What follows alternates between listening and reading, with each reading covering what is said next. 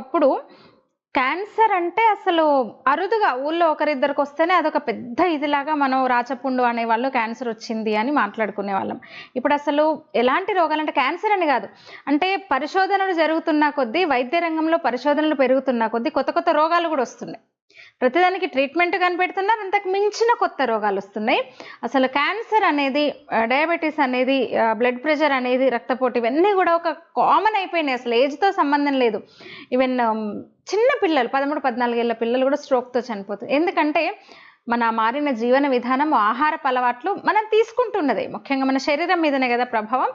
ఎన్ని వాడుతున్నాం అసలు. అయితే కేవలం మనం మాత్రమే కాదు, మన వాడి మనం ఉండడం కాదు, భవిష్యత్తు తరాలకు కూడా మనము, అంటే వాళ్ళకు భవిష్యత్తు, నెక్స్ట్ వచ్చే తరాలకు, భావి తరాలకు మనం భవిష్యత్తు లేకుండా చేస్తున్నాం నిజంగా. ముఖ్యంగా అంటే ప్లాస్టిక్, విపరీతమైన ప్లాస్టిక్ వినియోగము, పురుగు మందులు, ఎరువుల వాడకంతో అంటే నేలను ఎంత నిస్సారం చేస్తున్నామంటే భూదేవిని మనము అసలు మొత్తం ఇంకా నిస్సారమే.